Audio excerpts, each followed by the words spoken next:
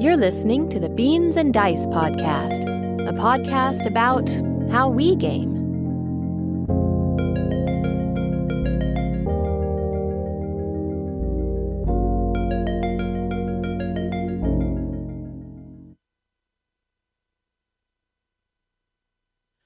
Hey, folks. Welcome to the Beans and Dice podcast live stream call-in show. I'm your host, Carlos. I'm Rob. Dan. And Patrick. And we're a podcast about How we game. And today is our live show, live stream call-in show. Every Thursday night. Here Thursday we are. night. 9 o'clock. Bam, bam, bam, bam, bam. 9 o'clock Eastern Standard, Monday through Friday. We're trying to. Yeah, we're trying to. We're maybe a minute late tonight, so not too bad. No, not too Yeah, terrible. I've seen worse on the YouTubes. You can see here. Oh, wait, no, there it is. There's our type view. We are in the midst of some Ares Terraforming Mars Ares Expedition. Yeah, the newest streamlined version of the normally 3 to 4 hour Terraforming Mars, at least for our group. This game, our experience has been shorter, but not substantially shorter. Unfortunately, we're pushing an hour and a half, and we're about 2/3 of the way through the game. So that's what I'm feeling. Like I joked at you, Rob, for it taking longer. Yeah, you got on my case for playing a 2-hour game, and we're gonna be pushing that tonight. So yeah. I'm trying to get this phone line open here, Rob. You take over the introductions. Okay. I'll get this phone I'll line just going. so again, if you're new to the show, joining us for the first time, it's just a show where we talk about what you want to talk about. We want to hear from the callers. It's the reason we set up this call-in show. We think it's fairly unique, but the idea is that we've got a few topics that we can just kind of banter. They've got 4 of us tonight, so we'll have plenty of conversation if we can't fill the show with phone calls. But our preference is to hear from you. If you could call in, tell us what you've been up to, what you've been playing, any new games that you've gotten, any big news you've heard in the gaming industry, board gaming adjacent topics. We definitely want to hear what you have been doing, what you're up to. Hopefully you can teach us some things, to tell us about some games that we don't know about. And again, we just want to chat. So Carlos is working on, we had a phone snafu here at the last moment, so we got a dead phone. Oh, not a last moment. Oh, yeah. It's been dying for a while. Yeah, so he's working on switching over from our primary phone to forwarding everything over to the backup phone. We just got the one phone line. But as always, once we get the phone line up, we'll put the number up on the screen. We encourage you to call in. We've just got the one phone line, so if you are watching the show and you try to call, or if you hear somebody's on, just wait till that caller's done. As soon as they're done, jump in. Even with a little delay, you should be able to hop in. But we do just have the one line, so if you call and you get a busy signal, don't be discouraged. Just try again in a little while, and we'll try to get you on and talk about what we can. So, and if you're in the comments, if you could let us know how our audio's going, let us know if there's anything we need to change. I have turned on the phone line. Yep. And open it up. 813-618-7099 is the number. I'll pop that number up on the screen there. And if for some reason you can't call in, or if you just prefer, we've got the chat on the YouTube. If you want to chat in, we've got that up on the computer. Carlos will be monitoring, and we'll talk to you about whatever you put in there on the chat. But yeah, I'm going to monitor on my tablet. Again, the purpose is we'd like to hear from you. We'd like to see what you've been playing, what you've been up to. But again, otherwise, we have been playing Ares Expedition. Again, as I mentioned, the streamlined version of Terraforming Mars. And one of the ideas we had here is Dan's joining us, the owner and proprietor of Your Turn, a board game cafe in Zephyr Hills, Florida. And he had never played, quite to my and Carlos's shock. And again, we hear this a lot from people who own and run game companies or board game cafes, board game shops, that they don't get to play nearly as many games as they would hope. Oh, got a call. Beans and Dice Podcast. State your name. Where are you calling from? Mitchell from Louisiana. What's up? Hey, number one caller. Whoop, whoop. Mitchell. Long-time caller, first-time listener. Oh, no. Something other way around somehow. Yeah, I don't know about that. Hey, Mitchell, how you been? I've been all right. Last week I told you guys how all my friends went on vacations and I wasn't playing any games, but I made up for it this week. I was going to say, we have seen the posts. Yeah, I was going to say, you've definitely made up for it. You played more games, I think, in the last week than Carlos and I have played in the last 2 months, probably combined. So, well, Carlos said that that's more than he plays in a day of a convention day, and that's hard to believe, man. Come on, it's close. All day gaming and you don't play. Well, you see, what you don't know about me is, unlike Robert... Oh, Carlos sleeps 12 hours. I want my sleep, I want my shower, and I want my 5 meals, okay? Yeah, there you go. First breakfast, second breakfast. That's the new rule, 10 hours of sleep. Like the Hobbit. Yeah, Right. 5 meals and 2 showers, 1 shower. I mean, Dan can attest to how many trips to Popeyes I made that one day alone. It was gross. Several. Yeah, for sure.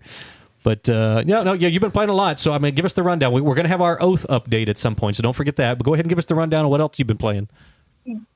Yeah, sure. So I learned several new games in the past week that really piqued my interest. The first one that was kind of the bright star for me was Nanty Narking. You ever heard of it? I've heard of it. I haven't played it. I'll pull it up here on the Board Game Geek, but go ahead. So just initially, whenever I heard that name, I was like, what the heck does that mean? It turned me off, just the title. But then I played it, and it was a lot of fun. So for the first time ever, I can admit that a game won me over by its theme more so than its mechanics. I think I'm impacting you a little bit. Yeah, you're doing a theme thing to my buddy Mitchell. So quit, cut it out. No. But it's good. It's good. So first of all, the designer is one of the designers of the Brass games. So you guys taught me Brass. I didn't know that. Okay. So you guys might like that. What's his name? I had it on BGG. Whatever. You guys can see it in a second. But so this is set in Victorian England, but it's the theme or the setting, I guess, is not just one specific fandom. Like there's the Arthur Conan Doyle novels, like Sherlock Holmes. There's also like the Charles Dickens novels, like Oliver Twist, and then there's like Jekyll and Hyde are in there. Like it's all those Victorian fictional characters. It's really, really cool. The components are really, really nice. So there are buildings and agents that you can play. I think they're called agents or characters or something. And so you have each building and each agent is different. And based on what cards you get, they may have different powers or they may just be regular old things. So rather than having however many there's 12 identical meeples, you have, a guy in a top hat, and then you might have, a lady with a sign, "Let women vote." And instead of just a bunch of, again, 12 the same buildings, there's one that might look like a palace and one that might look like, a library or something like that. And so the components and the theme really, really come through strong. And it's built kind of as a bluffing game. I didn't feel like it was super big on bluffing. The thing is that everybody has a different character that they play. It's based on a card that you draw, and that's secret. And so every character has a different objective. So it's asymmetric in that way, but your turns are the exact same, except your goals are different. And so the idea is you don't want other people to know what your goals are, and the game will end whenever someone has accomplished their goal. So it could be control 5 areas, or have men in at least 9 areas, or have X number of dollars. So lots of different ways to play. The main mechanic is just you have cards, and you pretty much play the card to do what it says. So not super heavy, but a lot of fun, a lot of strategy to it, and super interesting theme. Yeah, I've got the BGG pictures up here, and so it's the board has given me a very Victorian England, Letters from Whitechapel kind of feel. So it looks like it's kind of that setting, almost to like Jack the Ripper time period. Yeah, exactly. Okay, that time period is correct. Yeah. Very cool. And so I think the version I played had upgrading components, but it had really nice coins. And then what was I going to say? Oh, yeah, so I looked up what Nanty Narking means. Apparently, in Victoria, England, that means great fun. Okay. I don't know how that translates to great fun, but it's a Victorian slang. So even the title is thematic, even though it took a little bit of research to figure out exactly what it is. Gotcha. And I see it says here Martin Wallace's name is on the box, so...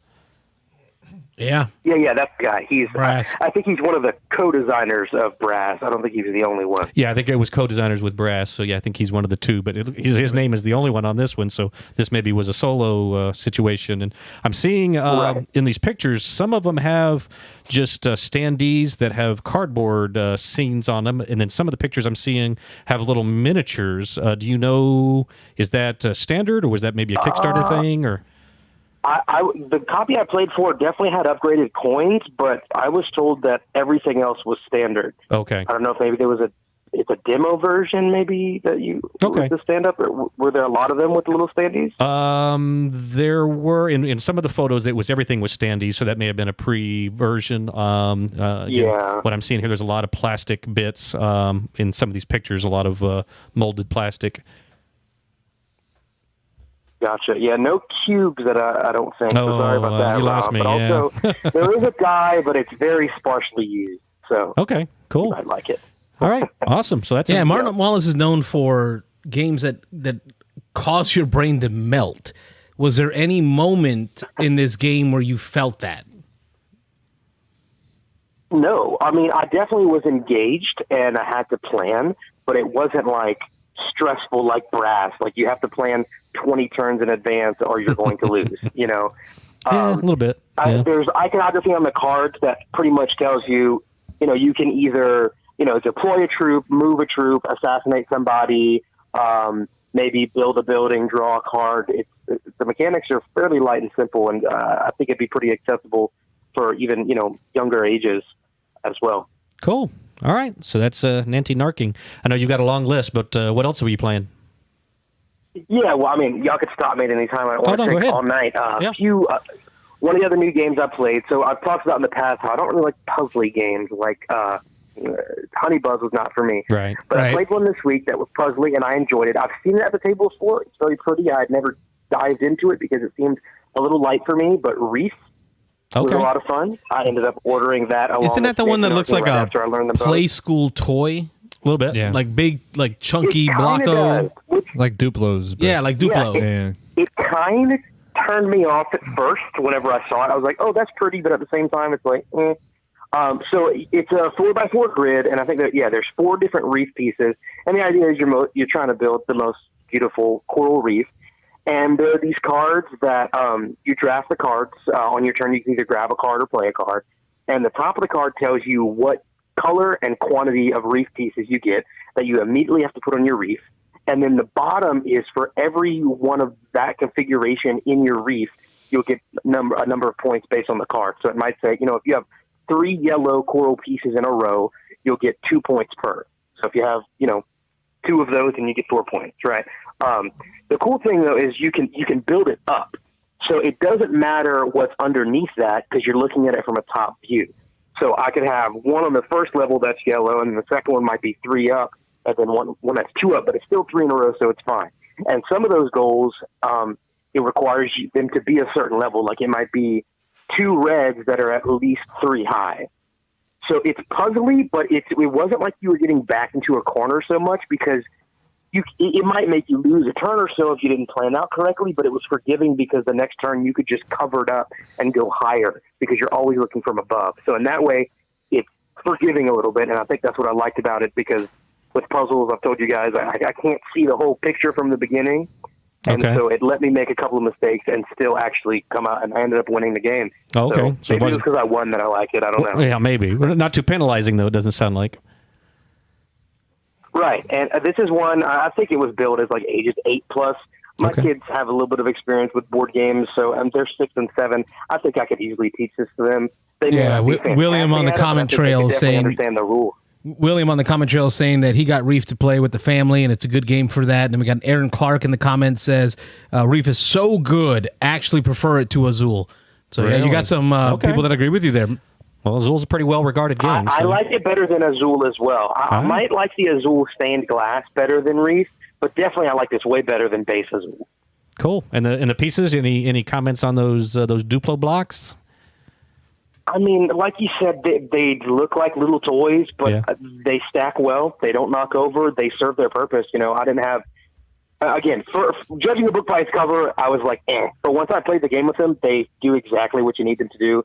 And it's kind of cool at the end of the game to see what your reef looks like. You know, snap a picture of it. It'll be different every game. Cool. Yeah, I've heard that about it. Give us the Oath update of the week. Is it something you're still going to keep playing? Yes. The plan was to go till the end of the summer. Well, for me as a teacher, I had to go back actually a few days early. Today was my first full day back because I'm switching to another school. So I had to go for like new teacher orientation. But we still have plans to keep going even once the school year starts, so that's good. Good. So this was our 5th week of Oath. Last week we had to skip it because Connor was out of town. So what we did was the first 3 weeks we all just randomly switched out being Chancellor so we could all have I'm sorry, this is our 4th week. I lied to you. 4th week, yeah. I so think the first 3 times we all switched out being Chancellor, and then from then on the plan was to do as the rule book recommends, and whoever wins, they would be the Chancellor. And so I won last time, and so I was Chancellor this time. And it really, really makes thematic sense now that we, have it under our belts, because the way that the board works is wherever the Chancellor ruled at the end of the previous game, those locations stay. So there's cards that you flip, and they each have different powers. Right. And so at the beginning of the next game, all the locations that are there from the previous game, the Chancellor gets to start in. So it makes sense. He won. he's ruling these places, so those are the only places that stay. Sure. And so he gets the advantage of having more troops on the board. So it was good for me as the chancellor because I had a troop on almost every space. Now, of course, that wasn't great for my opponents. But what it really forced them to do is team up against me from the very beginning, which I think is kind of the point of the game. It's, picking sides, but alliances are constantly changing. So they both teamed up against me, and what ended up happening was the person that was like 2 turns after me kind of had the advantage, because it's like the person after me would knock me down, and then the person 2 people after me would kind of come in and sweep up the scraps, And so it got to the point where he had a victory condition, so then me and the other guy had to go against him, and that's what I love so much about the game is there's so many ways that the tide of the game can turn between the chancellor having a victory condition or someone who has a secret objective or someone who's become a citizen, that your life has changed pretty much turn to turn. And in the end, I ended up, turn to turn, absolutely. In the end, I ended up with a victory again, which I was excited about. And they kind of chalked it up to the fact that I started with so much power on the board. And so toward the end of the game, what they started doing, they were saying, look, I'm not sure if we can beat Mitch, but we want to weaken him for next game. Right. And so they started playing next week's game this game. Oh, there you go. Which I thought was really, really cool. She won, 3 out of 4 now, right? Yeah, I won as Chancellor the first time. I won whenever Connor was Chancellor, and then this time again. So, yeah, I'm 3 for 4. I'm feeling pretty good. I don't want to get cocky. Oh, yeah. Too late. Achievement already unlocked. It definitely didn't necessarily come down to how well I was playing, so much so that it came down to, I think, lack of teamwork on the other side. I think I told y'all last time it was table talk. I was telling them, hey, don't let Connor do your dirty work for you. This time they were working together, but then at the very end they kind of had to stop working together because they knew that if they worked together, it wasn't necessarily working for themselves, right? So they had to, in the last couple turns, switch to, okay, how can I get the victory, not just take it from Mitchell? Because if it's just take it from Mitchell, then I'm letting the other person take it, So at the very end, it fell apart. But it's a lot of fun. I know there were mixed feelings about it in reviews on the internet, and even myself at first. But with these several plays in, it's not a true legacy game. The board does change, just not permanently. The look and the deck of the next game is based on the previous game, so it's not like I'm writing things on the board or ripping up cards, but it's still affecting future games, which in a really, really cool way, but it's not tied to a set number of campaigns or anything. So there's that longevity to it. We all really enjoy it. I think the consensus is that awesome. It's tough to wrap your mind around the strategy still, even 4 games in, but we're all enjoying it and want to keep playing it. Cool. Well, we'll enjoy keep hearing your updates. We're gonna live this game through you because I think we discussed. Doesn't seem like a game for us. This is not the game we want to get into, but we want to keep hearing about it from you. So. We probably have a little bit more time here, but we'd be remiss if we didn't ask about Jill calling in last week. Yeah, the comments in the board are asking us, how are we not giving you grief about your wife calling in for you last week to defend you?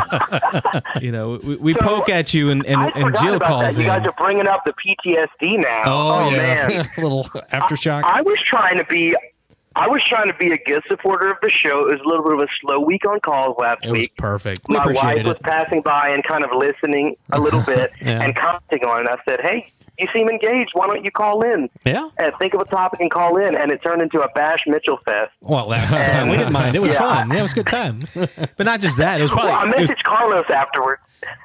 Yeah, and I think I told you. I was like, hey, I did not mean for my wife to call in and just talk about me. I wanted her to talk about board games. Oh, but I think that's what I responded to you with, is we had a great conversation about solo games that no one else has brought up to date. Yeah. Like, no one to date has called in to talk about solo gaming. Yeah, that was cool. And Jill and I and Rob, we had an awesome conversation about different solo games, why we like them, why we don't. And we got to tell her some of the ones we like. So I appreciate Jill calling, but I'm still going to give you crap for it. Oh, yeah. Yeah. All right, brother. Of course. Well, she's at the store right now, but I don't know if she gets back before the hour's up. She might call. I don't know. Especially with it being slower in the summer, we do not mind. I want to hear if she ever tried Arnak solo. Yeah, I was about to say she was supposed to, and I don't think she ended up doing it. So maybe you can give her crap about it if she does call. No, turn the tables. No, won't do that. I won't do that. Yeah. Yeah. Smart man. You know how it works. All right, All right, brother. Mitchell. All right, later, guys. Have a good show. Appreciate you calling. Have a good evening. Sure. Night. Bye. That's Mitchell from Louisiana calling in. I want to New Iberia. from New Iberia, Louisiana. Yeah. That was Mr. Jeeves who wanted to make sure we gave him some grief on the wife calling. He laughed, but Mr. Jeeves says she should call in more, and I agree with that. Yeah. We had some comments in there about the Reef being as good as Azul, if not better. I'm surprised by that. That shocks me a little bit. I've heard a lot about Reef, but I don't think I've ever heard anybody. I'm sure people compare it because it is similar, but I hadn't heard that or heard that it was better. So that's interesting. Yeah. Diego says check out Gorinto. Gorinto, yeah. Gorinto. He says it's another stacking abstract game. Has anybody played Gorinto? No. I have not. I've heard of it, but I've never played it. He also says you guys should start a podcast. Oh, LOL. yeah. Funny guy. Thanks, That's Diego. what we're trying to do here. We're trying to get it off the ground. So, We got a comment in here from a GW Rules. I do agree, GW does rule. okay. In the news today, Yeah. Games Workshop they announced that Games Workshop gave a $7,000 bonus to every employee Wow. during COVID. That's amazing. I hadn't seen because that. they made so much money during COVID. They gave That's a great. $7,000. kidding. And Dan is helping contribute. Like Dan, people Dan, weren't doing hobbies. You Dan know? just mentioned he just put in a big GW order today, right? For the shop? Yeah. Yeah, we had Or the cafe, I should say. We were allowed to order up to 6,000. Nice. And then defer payment till after the holidays. So. Wow. So the GW is doing some good things then. Yeah, they're always really good about sending anything we need for tournaments, or they just send free pieces to paint for the painting classes we do. They're Cool. really good with their customer service. You get your own rep who calls you every week. Awesome. Yeah, that's good stuff. But GW Rules says here, have you guys played any Pulp Alley? I'm not familiar with Pulp Alley. I'll pull it up on the BGG, but I haven't heard of it. Call in, tell us about it. I'm not familiar with it. By your gamer tag, it sounds like GW would be a miniature style. Beans and Ice Podcast, state your name, where you calling from. Hey guys, it's Aaron calling in from Columbus, Ohio. Oh, Hey, Aaron. man, it's been quiet for in the summer from you. Yeah, so we haven't heard from you in a little bit. Yeah, it's been a busy summer. House hunting and started a new job. It's been about 3 weeks ago now. So Sweet. yeah, just staying busy with all that stuff. So Excellent. yeah, but wanted to call in, and we our game group set out last weekend. So basically, we got 3 full days of gaming in essentially. So people took Friday off, half days off on Friday. Wow. We gamed all Friday, all day Saturday, and then I think there were people gaming up until like 10 o'clock Sunday. So Awesome. such a cool thing to be able to do. It's like a mini That was the convention. first time. Yeah. We actually we played it up a bit and got like we kind of called it a convention and got T-shirts for the occasion. So it was Nice. great. Bought snacks and Did you give it a name? just tried to get as much gaming in as possible. So You had to name it. What'd you name It's it? got to have a name, right? It's a convention. it did have a name. It's a little inside joke. Oh. Silly thing. So we called it CawCon, which so my sister, her name's Katie. So and she gets a lot of flack in the group for winning a lot. She wins a lot. So the con was CawCon. Katie always wins con. Oh, Katie 3 always days wins of con. gaming. Oh, okay, I want to be 3 sure on the days of spelling there. gaming, Yeah. 3 days to beat Katie. Yeah. Cool. Yeah, so it was a cool thing. It was nice. A bunch of people brought snacks, and then we would kind of stop gaming to get one large meal in for the day. But for the rest of it, it was game as much as you can. We got over 30 games played total Oh, wow. between all of us. I was going to say, you got to have some games that you need to tell us about. Yeah, there were a lot in there. A lot of first time plays. That was part of it. Like everyone had some games that they wanted to play. So you're responsible for being able to teach any games that you wanted to have I like played. that. And then Yeah. I love that We model. do that. And then, Yeah. of course, we played some go-tos and stuff too. But I got to play a lot of games that either weren't on my radar or had been on my radar for quite a while and just never played. So, it's hard to know where to start. What was your Probably favorite talk new game? forever about it. Favorite new game that you played? Yeah, we'll start there. Favorite new game? So I think I would start with Rising Sun. Okay. Oh, It was not super new. It was new to something you. that's always been on my Yeah. radar. Yeah, and it was really good. The more I think about it, the more I'd like to play that more, because I think it is a game that you probably are going to want to play 3 or 4 times to really understand what it's doing. Yeah. And especially with each faction being very asymmetrical, Right. it didn't really click with me. I had the Turtle Clan. I'm not going to remember their exact name, but Yeah, that's what I call them. It took me almost a full game to really develop a strategy, because I was kind of, a bunch of us were in the back of the pack, and we might have played the rule wrong about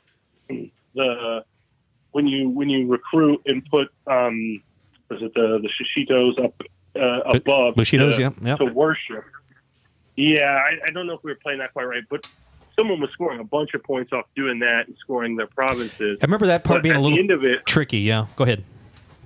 Yeah, but at the end of it, I kind of recognized, like, I can just move my my strongholds around, because they count as one force for the Turtle Clan, and I moved them around and ended up winning a bunch of the battles at the end of the game.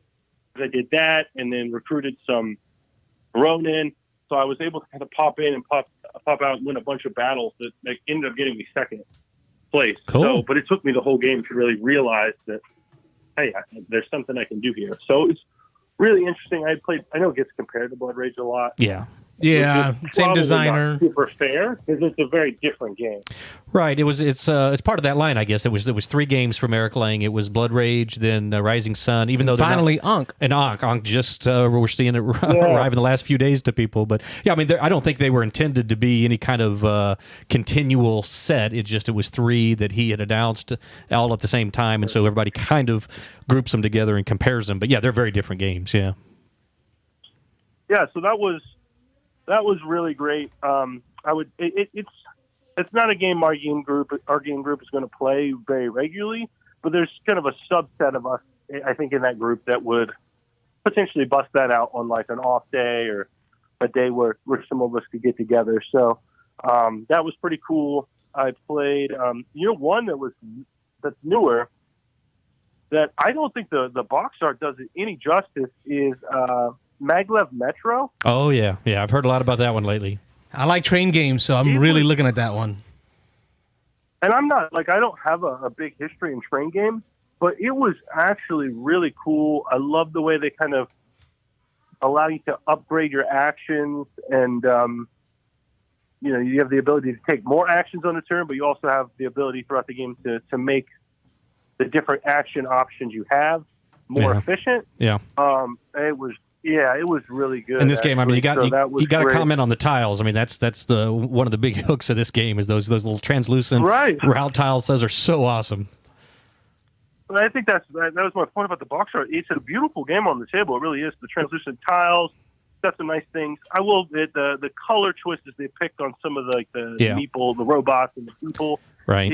I'm not sure that was the best choice, because it can be hard. It can be hard to tell when they're isolated on their own, which one's gold, which one's bronze. Right. But that's the point. The game looks great, and then if I saw that box on a store, I would walk past. For me, it would not do anything for me. It seems very disconnected to the way the game looks and the way the game plays. Right. So, yep. That was great. Trying to think if there's anything else worth. Yeah. Anything worthy? Worth noting. Yeah. Well, if not, then you can just rattle some off. Yeah, or jump over to some classics, some games that you love that you got to play. I did show someone Calico. We played that twice, actually. They liked it so much. Cool. So I like that one. Yep. Calico's really good. What else? Wingspan always hits the table. Oh yeah. We got to play Viticulture, and I've always liked that one. Cool. But I played it again, and I think I realized how much I like that one. Yeah.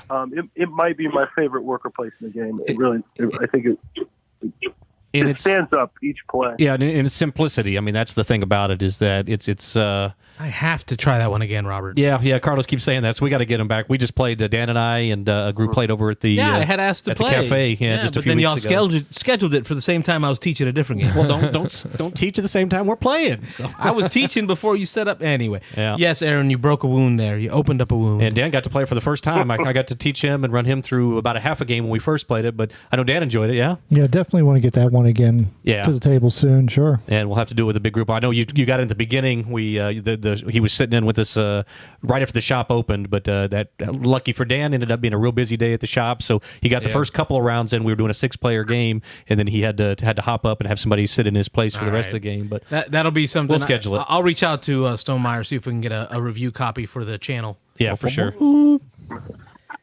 Aaron, man, I appreciate the update on what's going on in Columbus. We thank you for the content and for calling in. And yeah, next time we're up that way, we're definitely going to look you up. But don't be a stranger. Keep calling and updating us on what you're playing. Yeah, we'll do. Thanks for doing what you're doing, guys. Have a great night. Thanks, Take care, Aaron. Bye-bye. You know, Aaron talked about Rising Sun, and I got to say, that's not for me. No, not your kind of game. It's just not. Yeah, I'm with you on that one. I played it and just didn't Can you do it for explain me. why? I don't know. Let's talk I've about never it. played Let's it flesh that out a myself, little bit. so- Yeah. It had to do a little bit with the yin and yang combination where you had to like team up with somebody. So, But you don't have to. well, Yeah, okay, that's what I was going to And say. there actually is an advantage for not doing it, but so they give you a little benefit. It usually is more beneficial. There's it's what like action selection. You're flipping over these 3. It's not the base set, but I know I played. I got to play a Kickstarter version with the Bakelite tiles for the actions. But when you get 3 tiles and then you get to look at them. I think it's 3 tiles. It's been a while since I played. And you pick one of the actions, but by doing the action, everybody gets to do it. But it's kind of like even Ares that we're playing now. When you pick a card, everybody gets to do the action, but the person who played the action gets to do a bonus thing. Right. If you at the beginning of every round, you can team up and you can switch from round to round. It's called a tea ceremony, and you negotiate, and people can pay you. I see where you're going. And then if somebody's on your team, when you do the action, you both get to do the bonus. And then when your friend does an action, you both get the bonus of that action again. So there's a benefit for doing that. it might be because we played 5-player. So it Some always people have felt said like that. there was Yeah. always someone out, and Yeah. I felt like it was me a lot. I don't know if that's just like the victim mentality I have. Well, Yeah, man, that sounds really salty. You like to attack people, so when you start hitting people don't take No, knives. speaking of attacking, Mr. Jeeves says that he hasn't played that in a long time. He's Yeah. talking about Rising Sun. been a couple years but he for me. says the conflict resolution in that game is interesting. Oh, it's so tight. Mr. Yeah. Jeeves is right about that part. You have a little screen, a little hidden area. So when you go into battle with somebody, actually everybody who's in a region, kind of like Blood Rage, everybody who's in there gets to battle. Right. But you have coins that you get at the beginning of the round. You generate coins, and then you at the beginning of the round you take however many coins you generated. Then you have a little screen, you put it up, and I think there's 4 or 5 actions you can do. But you bid coins secretly on each one of the actions, and everybody that's in the battle reveals.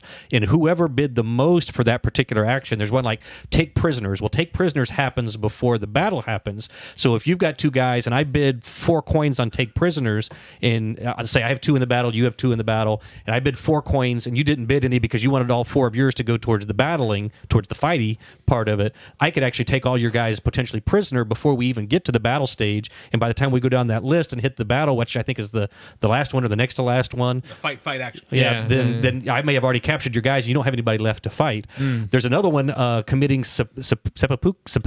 Yeah. I'm probably saying that Suicide. Honorable suicide. Yeah, right. okay. So you can actually get a point by killing all your guys in the battle before they go to battle. So your opponent won't get to kill them or capture them and get the points. for If you killing know or your capturing. opponent Right. has the strength advantage, right? Yeah. to be able to Right. take you out, just commit seppuku. There's no more prevent honor. them the victory Seppuku. points. Yeah, I could just put one on. Yeah, there's on- no honor in a loss. Yeah, Right. exactly. Yeah, so yeah, it's really cool, and then so that reveal, everybody's it's that nervous moment, and I've got mine down early, and I'm just waiting, and you're over there hemming and hawing, and then finally we reveal, and it's like I got you, I did the thing you didn't expect me to do, so so it's really cool. But yeah, that was really, and that's been implemented in several more games since then. But that was one of the earlier ones that I remember that did that. So Yeah, Yeah. It just wasn't for me. yeah. Catching up on some of the comments, Wayne Kruger had talked about Reef being easy for the family, but he prefers Azul. He talks about flipping it over to the blank side, and that's when Azul steps up a notch. I have to say, I haven't done that yet. I've done it once. I can't. It's been a long time, but I I remember. haven't flipped the side of Azul. Yeah. Nobody here? I have only played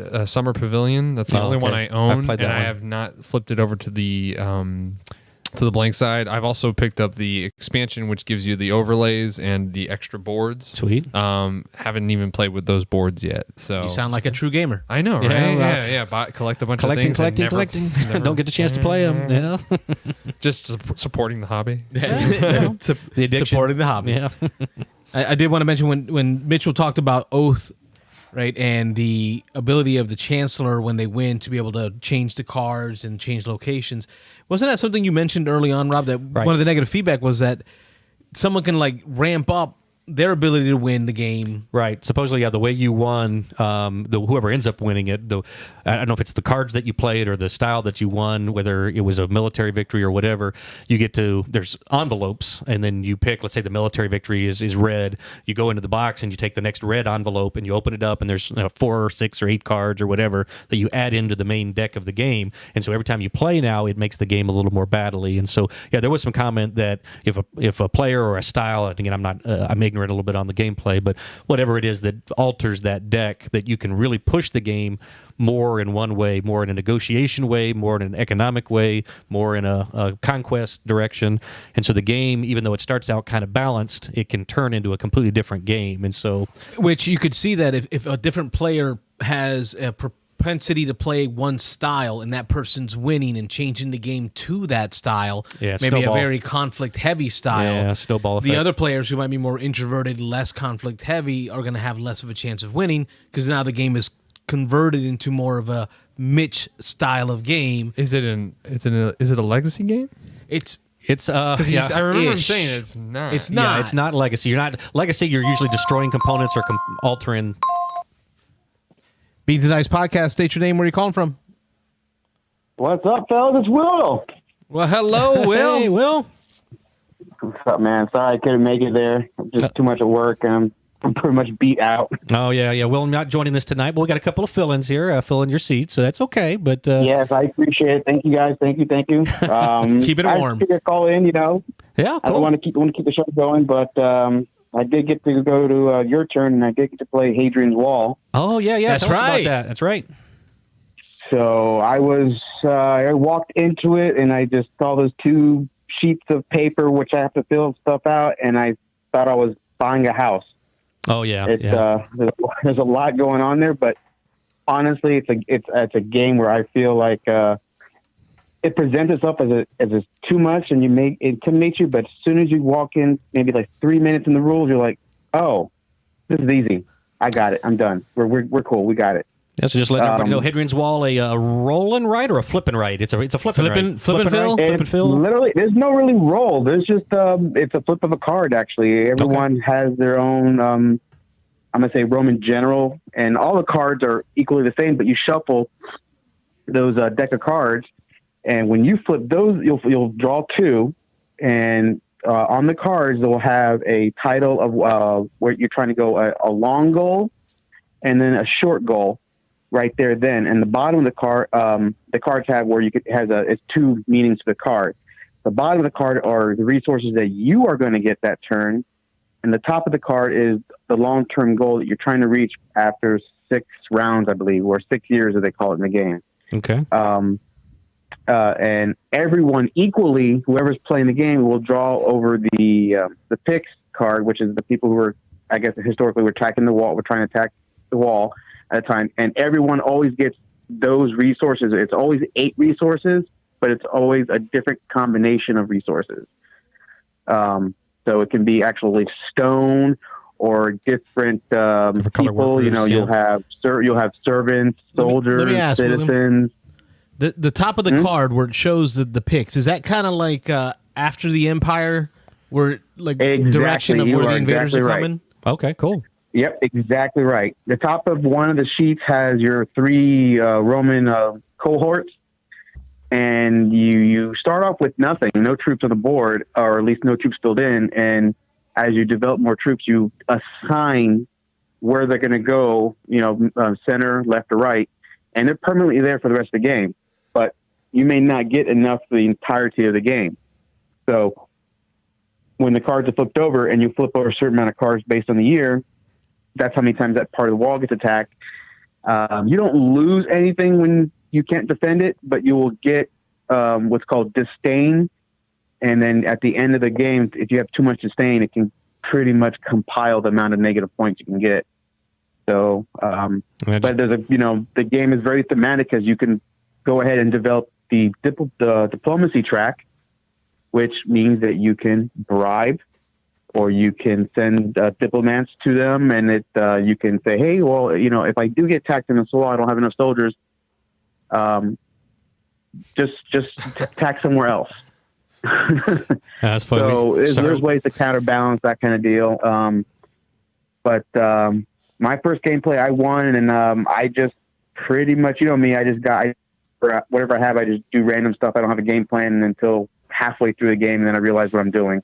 I think the Romans tried that with Attila the Hun. Give him money to go somewhere else. Didn't work. He took the money, but then came back. And I ended up getting a lot of cards early where it wanted me to really focus on building the wall and adding a lot of soldiers. So that's all I did. I didn't do anything with the artisans, the diplomacy, the theater, the gladiator. I didn't do any of that stuff on the other side. You focused on military. Focus on military, developing the wall, and developing the city. Building hotels, roads, and things of that nature. How'd that pan out? I was like, well, that's what I keep hearing. I'll let you answer that question, but that's what I keep hearing about this game is that the first play, you kind of want to just focus on a couple of things. You want to pick maybe just one sheet or half of one sheet and half of the other and not try to do too much. And then once you've played 2 or 3 times and you see how everything interacts, then you can really optimize your strategy and your points by comboing everything off of each other. Right, really and it doesn't feel like that when the first turn of cards, but I initially got that the second round. Like literally in the second round, I was like, oh, I have a soldier. I'm going to use this soldier to fill in the gap in this wall. Oh, because I did that, that gave me some discipline. If I go on discipline track, fill that bubble. Oh, because I did that, I get a citizen. Oh, I'm like, what am I using my citizen? I'm going to take my citizen and I'm going to turn him into. He's going to be an artisan. Oh, because I did that, I get a stone. Now, what do I do with the stone? All right, I'm going to take that stone. I'm going to fill in the gap in the wall. Oh, because I did that, I get more. I get another resource, and it just keeps compiling. Yeah. So one thing will turn into 8 things. Yeah. It combos very, very fast after a while. Right. And the player who really does well can combo this into that, into this and that. Here you can take one action and combo it into 8 different actions if you get your engine going the right way. So I like it. I did, and I was playing with Mike, and he's like, why do you have so many citizens? It's like I'm using my citizens for only getting me resources. I'm not even building churches or theaters. I'm like, if I have a citizen, you're going to get me resources. That's all you're doing. I got a couple comments in here for you, William. Number one was Patrick. His O that he said. I'm sure it has to do with what Board Games Battles is saying in the comments. There's a lot of iconography on that board. Looks super confusing. It's busy. A lot on there. And that's exactly right. It looks super confusing, but most of the icons are shared on both sets of sheets of paper. So it's really, when you do one, you just follow down. Okay, if I get a soldier, I put him on a wall, there's a shield symbol. Well, if I fill in a shield symbol, that means I get another soldier. If I fill in the stone symbol, guess what? I'm going to get another stone resource from the supply. If I fill in the hammer symbol, I end up getting more stone every year. And then you can go down the track. There's a resource track. You just bubble it in. That means every time a new year, you go, okay, now I have 3 bubbles. That means 3 stone. And then you have a symbol for valor, discipline, piety. I forgot the other ones on there. But anytime you see that symbol, all that means is look for that track, and you get to check mark a box for that symbol. That's really what it is. Yeah, this is one we definitely. Anytime you see a symbol, it gives you an option to check mark that track. Yeah, we've definitely got to get this one to the table now that you know how to play. I know we've been a little daunted by the rules. The only thing, y'all can see it up there. It's on the shelf. We just haven't opened it. Yeah. How are the solar rules? The only thing I was very confused on was the gladiator thing, and even Mike was telling me, he was kind of, when he explained to me, and I looked at him, I go, you know what, I'm not even going to do the gladiator. He looked at me and he goes, yeah, you're right, we're both not going to do it. And we knew one of us did it. A little complicated. That was the only confusing one. That's a new style. If But a game is there- too complicated, there just don't is- do that Just part. ignore that half of the board over there. We're just going to leave that alone. We're not going to draft There is and a terraform thing Mars. where there is some player interaction because on your cards there's a number with it looks like a textile, which is the icon for the market, and you need to use those numbers to fill in the market value, so you can get extra points. Also, there's a scouting option, and the way that works is there's a little Tetris symbol on the cards, and there's a little Tetris box kind of deal in the bottom right-hand corner. When you can either use your symbol, which means you can bubble it in any way, and you can change it orthogonally any way you want. Or if you don't like it, I can use either my neighbor to my left or my neighbor to my right. And what I do is instead of paying the resource to the supply, I go, here you go, and you give that resource to them, and it says, I'm using that icon, and you bubble it in. Okay, so it creates player interaction, which is something that's usually not found in roll and write Not games. too many flip and fills or rolling rights, yeah. That they include player interaction. That was pretty much the only really true interaction as opposed to what I'm doing on my sheet as opposed to what you guys are doing over there. Okay. Cool. And that was pretty much it. Cool. That sounds like a good Other one. than that, Hadrian's Wall has been on my list to It play. is. We will get you to come teach it to us. Yep. And we will play it before a show or something. Yeah. But now that you know how to play, we're going to count on you. Yep. You've been voluntold. Okay. Yes. I'll try to win again, but I Voluntold, doubt yeah. it. I think Well, we'll we'll see you here next one week. time. We'll see you here next week in person to hold you accountable to that. I will. I gotta rest up. This Yep. is the last week before teachers come back to school, and I gotta get everything Mitchell mentioned squared that away. too. Yeah, and we'll try to get our next game of Betrayal Legacy in hopefully next week. We'll see how that goes. All right. Well, thanks Okay. again, man. I plan on it, guys. Thanks for calling. Have a good No evening. problem. Thanks. See ya. You too. Bye. Phone lines open again, 813-618-7099. That was William talking about Hadrian's Wall, Yeah. which I really want to play it. Yeah, it's I been really sitting want up to play there it. for a few months now. We gotta yank that sucker down I just and open can't. it up. Yeah. I'm afraid of it. Yeah, yeah. It's. Again, I keep hearing that it's the teach. Even when you know how to play, the teaches can be a good 45 minutes just to teach it. For a flip and fill. That is Right. I would not that's think heavy. a Yeah. flip and fill would be that difficult. Now, you played, I think Copenhagen was a pretty complex flip and fill, or roll and write. That one's pretty easy. I think. No, isn't it? Copenhagen, Yeah. That one's- Copenhagen's pretty easy. That's family yeah. weight. Yeah. Yeah. I can't remember which one I'm thinking of then. It must have been the Las Vegas version of... Welcome to. Welcome to. That yeah. was that rough. one's That one's a little tougher, yeah. Yeah, that one's a little more. I think I prefer the regular base Welcome to than the Las Vegas. There's more going on, and people say it's more of a gamer version, and it is. I mean, there's definitely more strategy and stuff in that one. But David Douglas in the comments says, I think I might have to get this game. Sounds like a grown-up version of That's Pretty Clever. okay, we've played our share of Ganshan and what's it, Duplet? Twice as clever. Twice as clever. Twice as clever. Yeah, Ganshan clever. That's clever. David, I think you're right. I think it's supposed to be like if you're a roll and write lover, like Yeah. this is like the pinnacle. This the is more like the board Everest. gamey, the board gamey version of roll a and roll and write. write or flip and fill or however you want to call Once it. I get the cojones to try it and actually sit down and get it right, I'll let you know. Yeah. We'll comment back to it. Oh yeah, we'll definitely talk about it once we play it. So. I like roll and writes.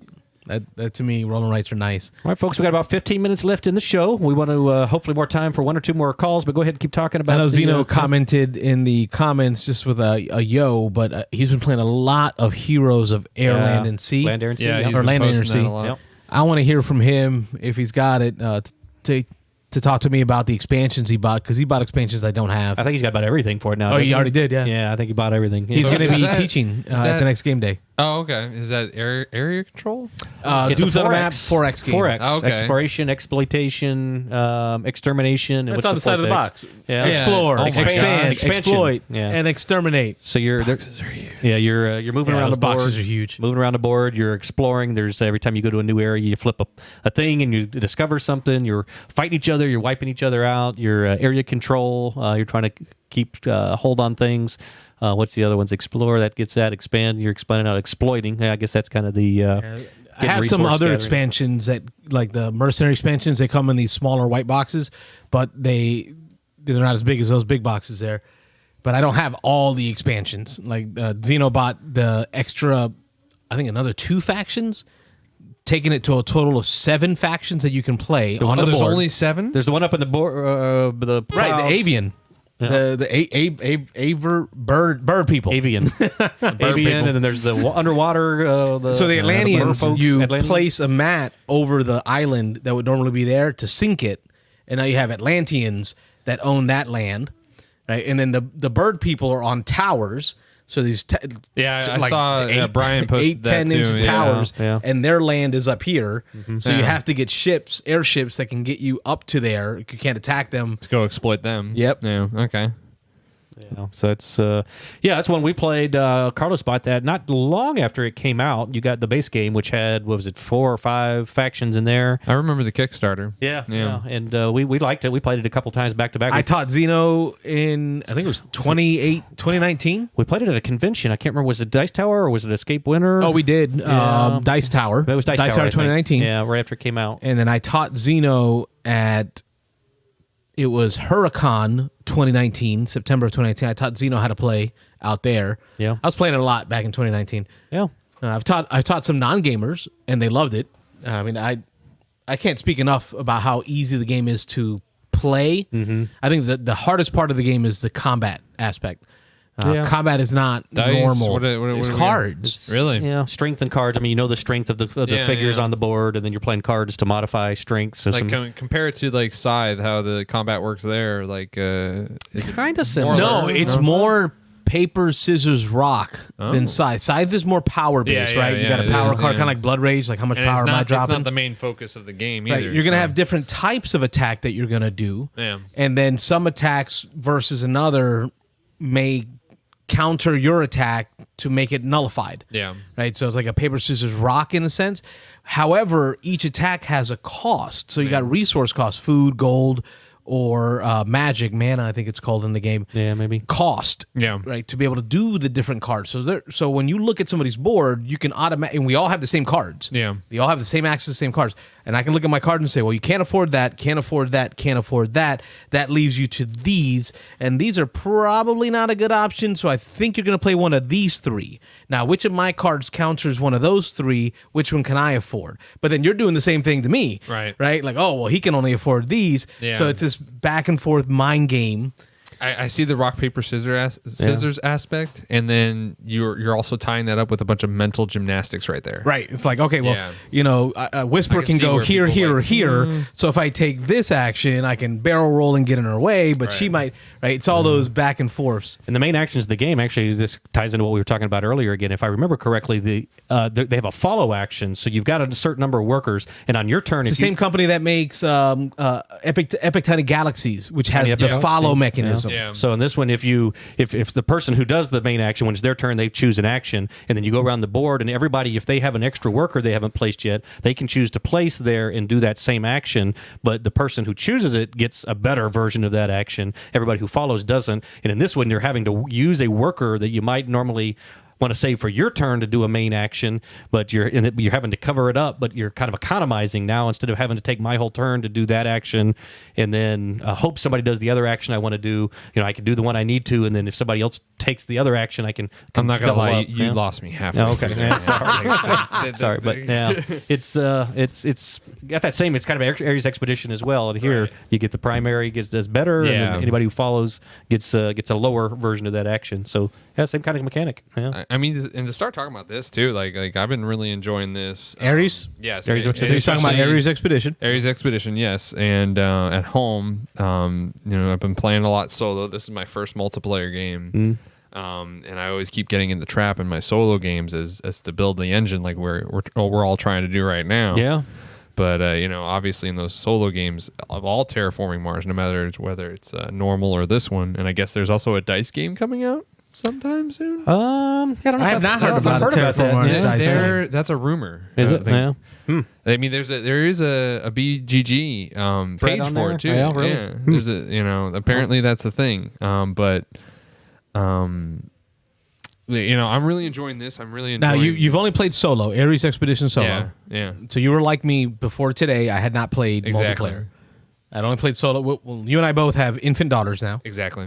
so not a lot of game time. But I had What's played game solo. time? Yeah. Welcome to today. I mean, you've gained more than I have in the past. Like I pretty much have to get my 11-year-old daughter to to like be like, get to the table now. We're gonna play. Come on. Now, what I want to talk about with Aries Expedition is acknowledge to Robert and Nick and Rob and apologize Exactly. Yeah, thank you. for the jokes that were made over the last few episodes. Appreciate that. Yeah. As at our to expense. how long it took them to play. Yeah. Oh, Okay. I'll interrupt it. deserved. Sorry. Yeah. I want to hear more about that. Beans and Ice Podcast. State your name. Where are you calling from? This is Jill Prudhomme from Louisiana. Hey, Jill. Hello, Jill. How y'all doing? We are well. How are you? Doing all right. I am calling to report that I did not play any of the games I was supposed to after last week. Shame on you. Shame on me. Didn't do your homework. That's Yep. life. Life kicks in. Nope. Yeah. So the only game we played was something called Planet. I don't know. Have you guys Planet's ever heard awesome. of that? We have a video Yep. in the channel. Patrick joined us for that game of Planet. That was my first night here. That was Patrick's first time coming over to the studio. August 24th. We recorded that last live. year. Sorry, Yeah. I can remember that. Yeah. Wow. So out of curiosity, how do y'all like it? And are y'all successful at it? I enjoyed it very much. Do you remember who won? Well, we can just look it up later. We can watch But, the video. Yeah, right. I recommend y'all watch the video. Yes. Yeah, yes, on the please. channel. Yeah. I enjoyed it very much. I've only played it once. It was the one time I played with Michael, the owner of Armada Games, and Carlos here. It was the first time I was ever invited over to Carlos's lovely home, and I enjoyed it very much. And I think that's definitely one that is great for families. You know, that's a game I'm always looking for, especially to get my my preteen daughter to the table, get her nose out of the Harry Potter books. You know. It's funny that you mentioned family because I've played it twice. Once with all four of us, my husband and our two children, and then a second time with just my children. And both times, our 6-year-old son has whipped our butts with it. Yeah. And I mean like a good margin of points too. He's just, I don't know. He's good at it. And I'm kind of shamed, but hey, No. let's point fun at me. does he mainly go after the animals or like the territory points? Because I know that I can barely remember that there's a couple of different ways to score. Whether you're doing the overall goals or just the little animal goals as you go along as the game goes And then along. creating the continents on the actual globe. What's cool, folks, about Planet that nobody's mentioned yet, Planet is played on this polyhedral... Yeah. Like a die almost. Big giant like die. a big giant dice with magnetic sides that are blank, and as you're playing the game, you're drafting these hexagons. Hexagonal I think? tiles. Yeah. Hexagonal. Hexagon or pentagon. That word. Pentagonal. It might be pentagonal. Yeah. Tiles that you're going to place on your Shapes. planet. They're shapes. Right, Shapes. the little flat tiles you're going to place on your planet. They're going to magnetically assign, and by the time you're done with the game, you have a planet like in your hands, like you got the whole world. Copyright infringement. That's probably public domain by now. I believe Yeah, by yeah. now. So that's a D12. It was only 2 seconds, right? So what did you think, Jill? If I remember seeing the post, I don't know if it was you or Mitchell. I thought I saw... I think Mitchell posted it. Okay, a comment that y'all didn't love it. Well, I liked it. I like those type of puzzle games where you really got to think about how your next move is going to affect the next one, and placing it to do the maximum amount of points. I like those types of puzzles, but I'm still shocked that like my son, who spent most of the game bouncing the thing and us fussing at him like, no, it's not a ball. Not a toy. He still managed to get us twice. Well, And Nice. it's just, I'm kind of like, can you explain your strategy? And he's like, oh, I don't know. You know, They got it built in Come on, from Jay. all the crocodiles Minecraft. just went off. Just It's all the sticking stuff. Minecraft that they played. Oh, you know what? Yeah. That's true. Yeah. That's true. They have that could- Lego mindset. You know? could help, yeah. so anyway, that's the only game I played. All right. Well, I'll give you my that's answer it? on that one because you asked what we thought of it, and I think I'm in line with you. You tell me if I'm wrong. Now, when we played it, we had played it just back to back against Ecos, a game called Ecos. Okay, I yeah. can't remember the publisher, but it's an awesome game. So, Jill, I don't know if you are into that. I don't own it. Pat's looking around. Are you thought into you that owned it. nature theme that was in the in Planet? No, it doesn't have to be nature themed. Okay. See, I like the I like sciences. puzzles. I like the I like the puzzle natures. games. The theme for me is what really hit off. And having had played Ecos right at the same time, Ecos is not a family light game.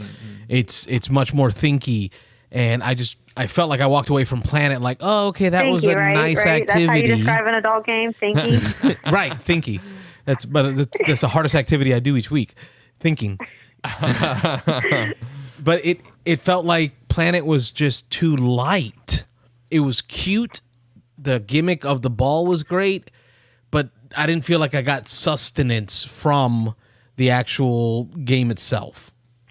No, I definitely agree with you because, like, within the first, few minutes, I was like, this is a great family game. This is great for my kids. This is obviously wonderful for Clive Lewis. But this isn't something that I would pull out, when it's adults all around. Yeah. I'm surprised it has a 6.7 on BGG. I really am. As a rating? Yeah, as a rating. Like, that seems really low for it. I think it's... No, I think it's about right. It's because Really? if you look at BGG, it tells you what each one is, and I think a 6 is like I'd play it if someone asked me to, and that's kind of how I feel about Planet. Okay. I'd play Yeah, it that's true. if someone asked me to. That's true. And it's a quick game. You can go pretty quickly with it if you're like in a time crunch. Yeah. Because I know that's how my husband describes games to me. Like, oh, it's quick and light. Well, I'll tell you, Jill, I don't know if I'm glad you called again, and here's why. Right, so it's going to get a little awkward here. I haven't played a board game with my wife in like 2 years. So you called, right, and we learned about all the gaming you and your husband do, and you solo as well.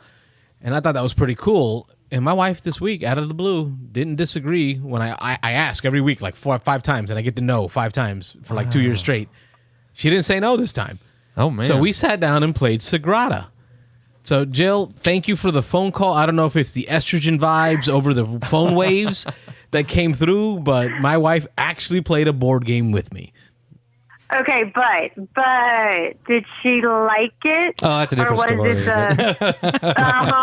story. Exactly. She said she'd play Within the it first again. 5 minutes of a She would play it again. That's good.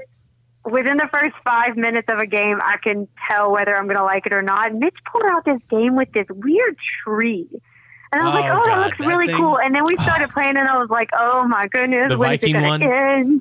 Yeah. No, not the Viking. Oh, no, that's not Viking. That's what she's... Oh, I'm sure she's Everdell? talking- Everdell, I'm sure, yeah. Oh, Everdell. With the little Is it Everdell? woodland Oh, that creatures, sounds fun. all the woodland creatures, and the Yes. little that's berries. it. Yeah, it had The to be game looks Everdell. busy. I haven't played it yet. Yeah. That's very... It's okay. Were the berries rolling That's around not everywhere? a game for me. No, it wasn't that they were rolling around. It's just I was trying to roll away, and I did not enjoy it. It's a little heavy-ish. I'm going to pull it up here on the BGG so we can kind of see what they had to say about it. I wouldn't say heavy, but it's as far as someone who's a light gamer. It's too many. Yeah, it's a little bit much going on. I And think. the font on the cards is like epic tiny. You need a Stonemeyer spyglass to be able to read them. It's funny that we're saying too heavy. So this might be too much information for everyone, but I was recently diagnosed with ADD, and now I'm on medicine. So I wonder if I would feel differently about all of these games now that I'm medicated. Listen, I will tell you, it's weird because that happened to me. Like, my son was diagnosed, and then I started hearing the doctor talk to him, and I realized, holy crap, they're talking about me, and then I was recently diagnosed as well. Getting on medicine, like, really helps your gaming. Like that's important. Number one reason to get diagnosed. I can sit and focus and plan out a turn, and it's different. It's obvious from this game. No, I haven't had it today. Yeah. Oh, you haven't? No, Oh, man. But every X-Wing tournament, I made sure to take like 2 before an X-Wing tournament. Medicate up. I'm like Chris. Is that performance-enhancing drugs? What was that? Chris? Chris from the Orioles. Chris Davis. Oh, yeah. With the ADD meds. Yep. And he got was suspended for a little while for taking those meds. Yeah. Really? Yeah. Well, Jill, I appreciate you coming on the show and opening up with us and continue to bring in those wife vibes. Yeah. So that I can continue gaming with my family. Bring a little over here. estrogen to the show, which is appreciated. I think the only female caller we've had. Okay, well, you have enough games to let her pick a game. Yeah, but I can't. Well, she says Clue, and just like my wife. Ooh. Yeah, there wouldn't be I'm sorry. anything that we'd want to. She says Clue. Play. Like I will do anything Clue. for love. Clue is a good game. I would do anything for love. I got Lauren to play Gloomhaven, Jaws of the Lion, and we actually that's sitting in the back of the office, buried under a bunch of baby stuff. Yeah. And we need to get. She's like, we need to get that back. Oh yeah, out. break that. Oh, back you better up. break that out Yes, now. So if you got a bro. wife who's You willing to don't- play that, yeah, you don't yeah, stop right. that. No, you don't. You bring that to the hospital and you play it during as long labor. As long as Daisy's willing to sit in her boppy, that's fine. Yeah. Jill, have a great week. I want to hear from you and Arnak because you and I had a great conversation gotta last get that week played, yeah. about solos. Get Mitch to bust out the Arnak for you so you can set up a solo game. I know it's going to be rough for both of you. My wife's a teacher too, so I know this time of year. This is partly why Will's not here as well. He's in the education system, and his wife as well. So here at the Beans and Dice, we understand what's going on over at the. How do you pronounce that last name, Robert? Prudhomme? Prudhomme home. Yeah. Right. We Prudhomme, understand yeah. what you're feeling there, right? But take a minute. It's 45 minutes or less for a solo game, and have fun with it. You tell me what you think. All right, Arnak. we'll do. Have a good night. Thanks, Jill. Have a good night. All right. You got All right. Night, guys. good night. Good night. Got to pull this up real quick too over here on screen 4. I did find. There we go. So this is such a thing. Oh, this is real? This is a real thing. It says a 2021 release, so maybe they're looking at something this year. The rumors were too that this was going to be out before Ares Expedition, but then in January this was, or like late December, this was announced on Board Game Barbecue. All right. And the second that is, I was like, all right, well, I know I'm backing that. They've got a picture of a demo version here. It looks like of a pre-production version. We got some dice. We got some planet and some scales. I'm gonna have to ask my wife to keep when she does her target run to keep an eye on it because we know it'll show up there first. Yeah, very cool. Come on, man. Look, I'm gonna go on. Your record version is here. the target version, right? No, this is the. Oh, you have the Kickstarter version. Oh yeah, That's he's got how the I got mats these and mats. mats and all the nice stuff. Yeah, But I'm gonna go on record here saying people need to stop giving Stonemeyer so much stuff. You Yeah. know? Stronghold. Talking about Stronghold. Stronghold. whatever. Okay, there you go. Sorry, Or both. I'm sorry. We'll say I'm both. sorry, Jamie. Yeah. I'm so sorry, Jamie. But yeah, we need to stop giving Stronghold so much grief because they're trying to run a business. And hey, Yeah. if they made a deal with Target, they have to fulfill that. You know, Yeah. Oh, no. contractually. Well, as long as they're cranking out good stuff. I mean, That's everything. And I'm enjoying this. So yeah, absolutely. yeah. All right, let's go through some of the. Oh, go ahead, Dan. I was just going to say, completely unrelated. Would you like me to have my wife call in? Oh, I yeah, wouldn't in the mind. future? Yeah. Like Yeah. right now? No. No, she's in Boston. Yeah, That's yeah. not Okay, gonna in the happen. future. Yeah. Absolutely. Yeah, we'd We love can to talk have about thieves. We'd love to have some That'll more. be That's why it's a call-in show. It'll be a very unique perspective. Okay. Well, we'll test it out once. We'll see how it goes. No long-term commitments here, but yeah, if she'd call, it'd be awesome. Yeah, I'll make sure I have to get my buzzer ready. Yeah, you need to have the swearing. Yeah, the swear button ready. buzzer, Oh, the my. blanket out. Yeah. So my wife would never. She would never do what? My wife would never. Yeah. She just won't do it. See, Dan, we're ready for Sarah. Yeah, exactly. Yeah. Double up on it, triple up on it. It'd be sounding like a call with R2D2. Yeah, for sure. A phone call with R2D2. All right, let's run through the last bit of comments here. Everdale. Yep. Mr. Jeeves says that game looks real cool. Let's see. He asked about Jill playing Spirit Island. Oh. Diego says Everdale heavier than you think. So he does think it's heavier. Yeah, it's actually, I was looking, it's only a 2.8 on BGG. I expected it to be a little heavier than that because a 3.0 is kind of average. No, I think anything over 2.5 is not a gamer's game. Yeah. I'm sorry, not a newbie's Not a newbie. Yeah, game. Right. no, Yeah. that's It's true. more than a newbie for sure. Yeah.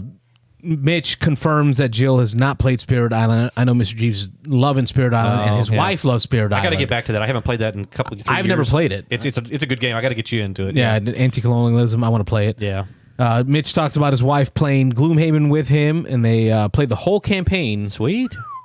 Oh, he said he would play the whole campaign in one city. I think he would have talked about that if He loved it. yeah, In if we one could know. sitting? Oh yeah, I've got over 100 hours into that, and I'd play another Yeah, but you 100. didn't So play it in one sitting. no, not one sitting. No, that's not possible. and Diego does confirm he also needs to play some Spirit Island. I think Diego, I don't know who owns Spirit Island. I do. I've got it. All right, so if Diego shows up at the next game day, That's a good one. then we'll see about getting that one to the table. Bring it with you, Rob, as a Okay. impromptu Okay. game if we can make it happen. Sure. And that is it. That's all the callers, all the comments. So we're 10 That's- after 10. That's pretty yeah, much we're going to wrap us after up. the 10 o'clock hour. Yeah. And I want to thank all of my callers and all of those that commented. You make this enjoyable. Yeah. You make this worth doing, worth taking a time to stop playing a great game to talk to y'all. You make it worth it. Makes the hour fly by. I mean, we'd say that every time, but hours is gone before we realize it. A few phone calls, a little bit of chit chat, and we're at an hour. So Dan, Pat, we thank you for joining us, filling in for William today. Thank you for having us. Yeah. Dan is a man of few words. True. But much action. Yeah. And much chaos. We are the Beans and Dice Podcast. We're a podcast about How we game. I'm Carlos. I'm Rob. Dan. And Patrick. We'll see you next week. Be sure to check out the podcast releasing Sundays on your podcast streamers as well as on YouTube. Beans and Dice Podcast. Have a good night, everybody. See ya. Thank you. Keep gaming. Bye.